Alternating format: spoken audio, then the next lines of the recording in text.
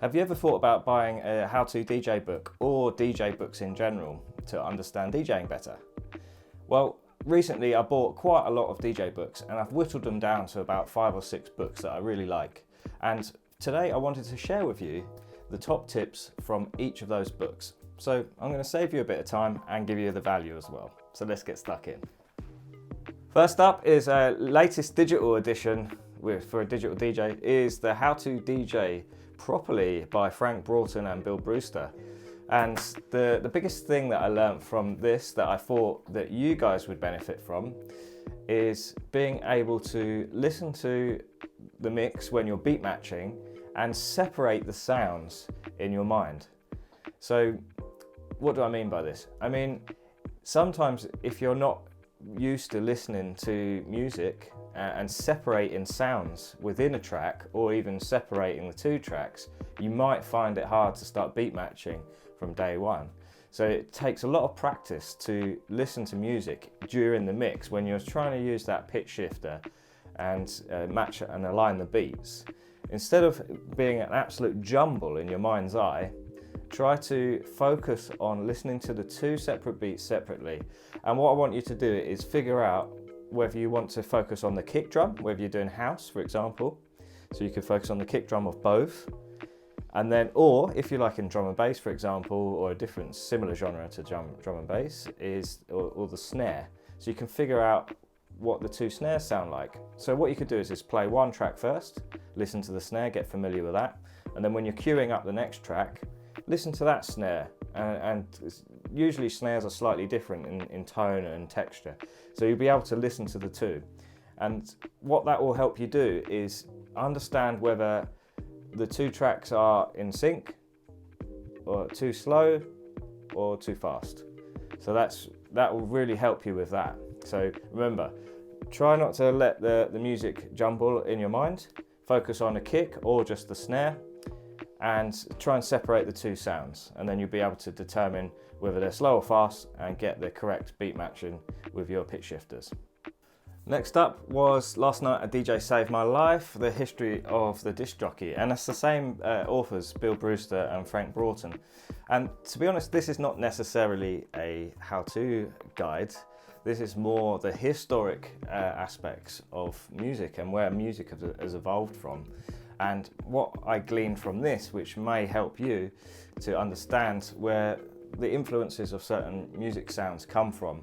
And if you're like me and you love digging into the older sounds of music, then you can go into back catalogues of different genres and start mucking around with DJ sets with those different sounds, because a lot of people focus on new releases and new sounds.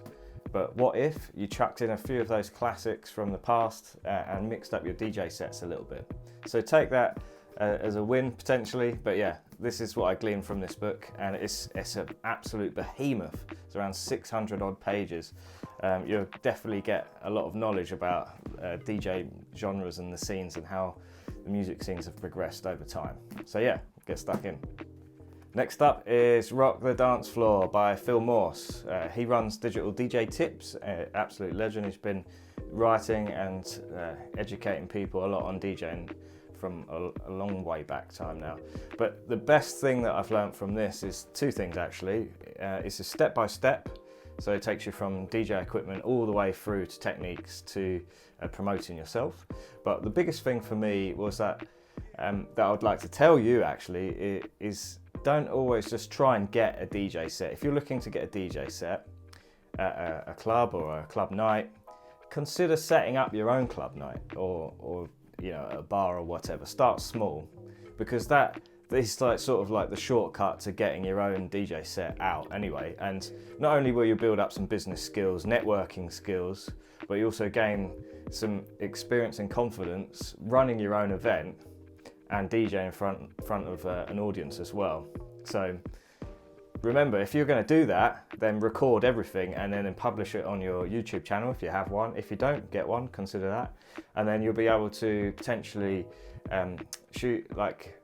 go from event to event and basically build up a bit of a following. You could start from a small club night that you've set up and snowball it into a bigger club night, or even like a festival maybe. And it might even get you some DJ sets from the back of that as well. So yeah, bear that in mind. Next up is a book about Calvin Harris, the $1 Million DJ.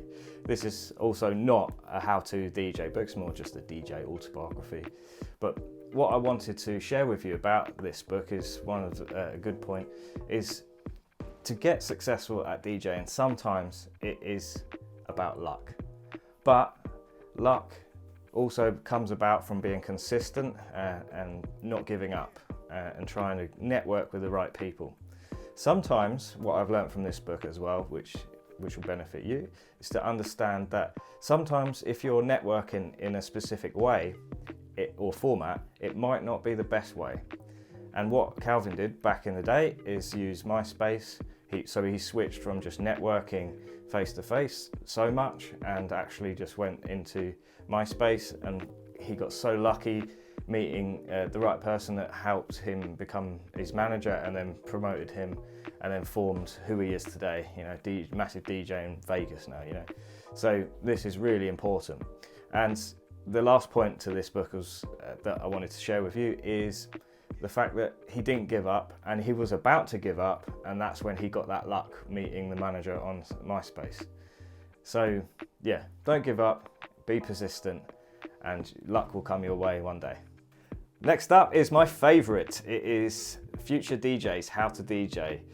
And this is a phenomenal book. Simplistic in design, it is easy to hold because it's quite a large book.